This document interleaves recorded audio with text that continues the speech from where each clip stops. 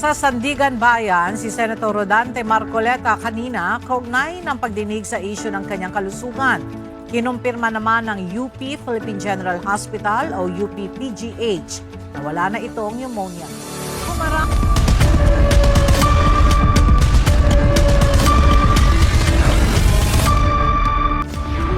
Sa pagpapatuloy ng paglilitis sa impeachment case ni Vice President Sara Duterte, natalakay muli ang umano'y banta sa buhay ng Vice-Presidente.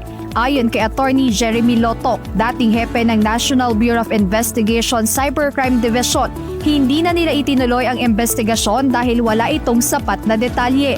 Hindi rin umano nakipagtulungan ang kampo ng pangalawang Pangulo. Dito ho, sa threat ng Vice-Presidente, wala ho kaming ganong same na information na nakuha. Wala kaming apparent na mayroong threat against sa life ng Vice-Presidente kasi nga hindi sila nagbigay ng specific information, hindi ho nagpakita ang Vice-Presidente para mag-shed light doon sa investigation namin.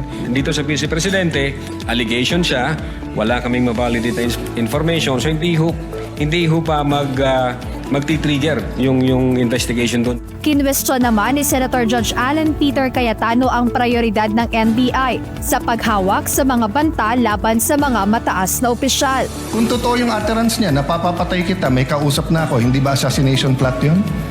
Maybe, sir, yes. No, hindi maybe. NBI kayo nag-aano eh. May nagsabi sa presidente, papatayin kita. How much plain can that be as an assassination plot? That's why, sir, may validation process. That's why may validation. Kaya yung tanong ko, ano ba mas mabigat, yung assassination plot o yung cyber aspect? No, Your Honor. No.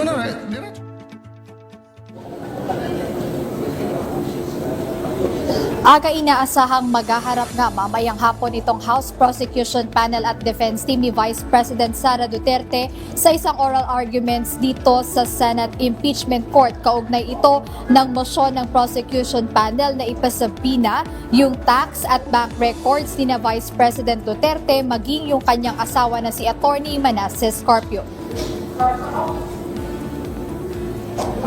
Inaasahang igigiit ng prosecution team na dapat mangibabaw o mag-override ang impeachment proceedings sa anumang privacy considerations o confidentiality ng tax code upang maipilit ang paglabas ng mga dokumentong may kaugnayan sa tax at bank records si Vice President Sara Duterte.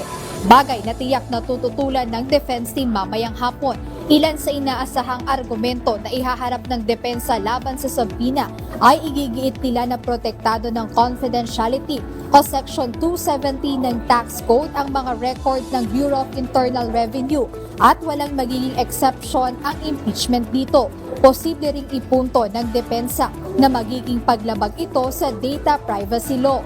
Ayon sa spokesperson ng Senate Impeachment Court na si Attorney Reggie Tonggol, pagkatapos ng oral arguments ng magkabilang panig, hindi magdedesisyon agad ang korte bagkus ipinaliwanag ni Attorney Tonggol na magsasagawa muna ng caucus ang senator judges bago sila magkaroon ng pagkakataong maglatag ng kanilang argumento o magtanong. Samantala, ayon din sa tagapagsalita ng impeachment court na hindi makikipag-ugnayan o makikipag-coordinate ang impeachment court sa Malacanang hinggil sa isyung ito at ipinapaubaya na nila ito sa prosecution panel na magpursigi para sa kanilang mosyon. Jed Neresina. Itinuturing na magiging redundant na ang testimonya ni na OVP Chief of Staff Attorney Zuleika Lopez at retired AFP Captain Belinda Bello. Kung kaya't nagpasya ang prosekusyon na alisin na sila sa listahan ng mga testigo para sa article of impeachment na may kaugnayan sa umano'y assassination plot, grave threats at inciting to sedition. Naniniwala rin si Attorney Luna Capunan na hindi na kailangang ipatawag pa si Vice President Sara Duterte para sa naturang article of impeachment, ngunit depende pa rin niya ito sa magiging desisyon ng House Prosecutors. As regards this article, it will be a matter of study. But there are three more articles. And we don't want to discuss the merits. Baka ma-subjudice ako dito. Samantala, sinabi rin ng depensa na kumpiyansa sila sa naging cross-examination sa mga testigo ng NBI at handa na rin sila sa nakatakdang oral arguments kaugnay ng hinihinging sabina sa mga tax records ni Vice President Duterte at ng kanyang asawa.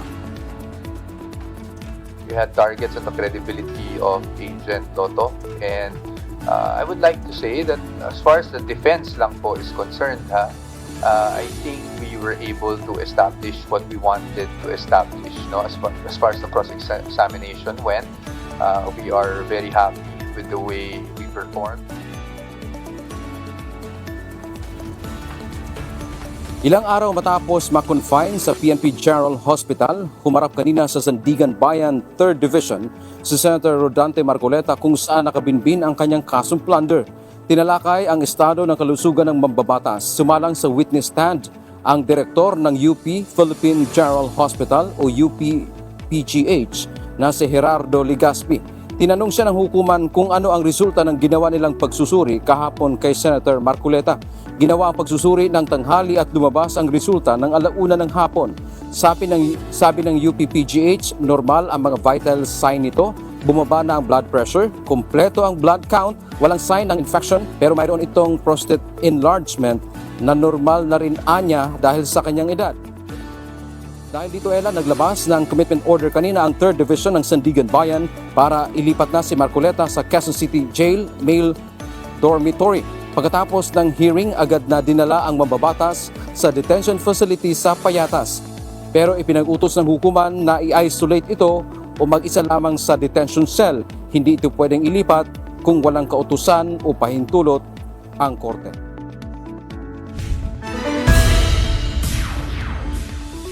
All the parties are reminded that the court will decide on this urgent case based on their own timeline considering the manifestations of the amici and that the GAA 2027 will soon be tackled by Congress, regardless of whether the parties complied with the periods we have provided.